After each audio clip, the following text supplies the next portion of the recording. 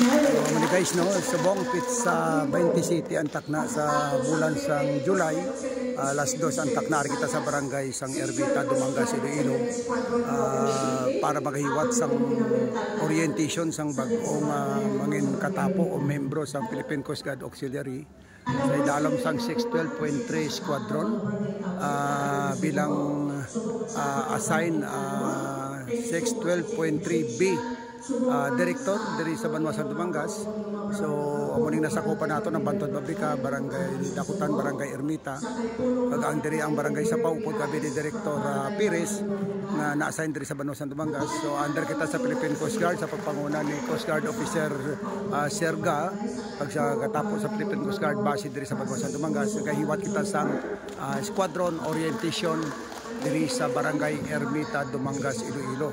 So ginapasalamatan taman si Honorable Barangay Captain Analin Dongon kag sa bilog nga pag-support sang bilog nga konsiyo sang Barangay Ermita, mga barangay health workers, mga barangay tanods, kag sa mga fisher folk, mga drivers, mga beach owner diri sa Banwasang Dumangas nga nag-joint kid sa pangabay naton nga sa kada beach owner bisan duwa lang may representante sila nga makasunod sa Philippine Coast Guard Auxiliary. So madamo gid nga salamat, no, ag sa mga followers naton, mga subscriber naton. So padayon na kita sa pagserbisyo sang aton nga masarangan sa diri sa Banwasang Dumangas, no.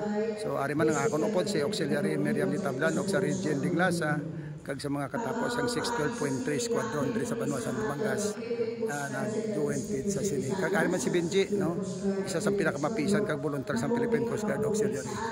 So amo na sa guys, no. So nagpasalamat kita nga wala man sila na pangduwa-duwa nga ginbaton kita diri sa Barangay Ermita Multipurpose Evacuation Center o Cover Gym. So sa kay Kapitan Analin Dongon sa bilog nga konsiyo na pagsuportar sa amon sa pag-abi-abi sa siningadlaw July 27, 2024 sa isa ka orientation sang ginahiwat sang Philippine Coast Guard kag sang Philippine Coast Guard Auxiliary 612.3 Squadron sa pagpanguna ni Captain Alexis Rebas, no, kag sang bilog ng mga opisyal sang Philippine Coast Guard Auxiliary. So man ang aton nga admin si Ma'am Sheila, no. So salamat kid.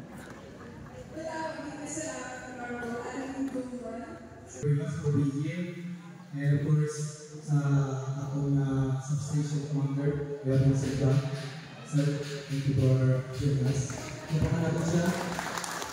And of course, Landing Officer, Landing Commander Pipika, and the rest of the officers. Sa tanak naman, ari-ari may hapon sa tanan. Simple lang ang message ng ating Commodore of District Science. We're going to help to save life sa atong isang tao.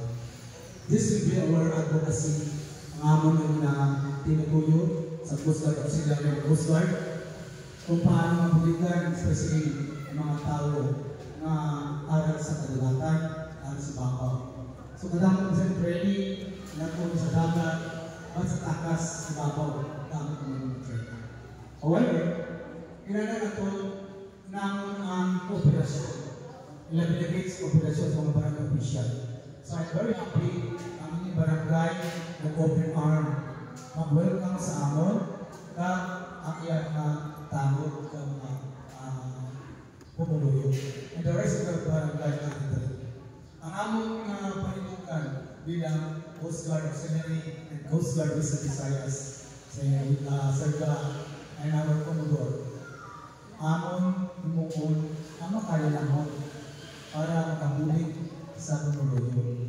Our help, we're going to bring our men and women sa malapit sa inyo to educate, to help, to give training, whatever naman bulig namin para sa barangay.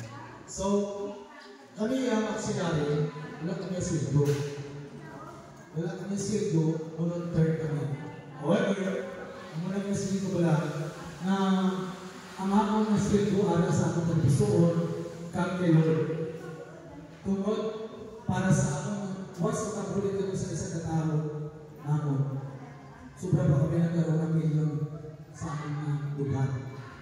wala yung motor, si Gati nga balo sa ako, but kami nagpanindugan, nasumpa with my officers because we are here to serve in the form of volunteerism.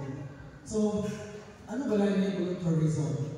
Ang volunteerism ito nagvoluntar ka, wala kang nabakayan, wala kang pilit, wala kang good, wala kang nakapun sa iba ng imo ang bukon na nagvoluntar ka din na ikaw mag-upod sa silitaw sa organisasyon. So, i-explain ko ito all after sa akong messages ako kung ano di ba lang yung post na sila ito mo. Here, medyo na late si sir ay may training pa ko sa Iloilo City sa Makatag. So, nalayas na ko ito, hindi ko bretso. Bretso kami sa Ernita. Why? Because ang aking sinumpaan, nag-promise ko sa akong co-officer, maka-abroad din ako. Then, absent ako sa update. Because I believe, mas matinagalan ako ng proceed sa grade ang proyekto. Dapat kayo maalamin. So, ari na ko ng grade. So, sa liwag, welcome para sa ako, pangingulahan sa bawat isa sa inyo, palisalon sa inyong presensya right now, kapakita na willing ka mo nakubod sa ako. Ang balong sa inyong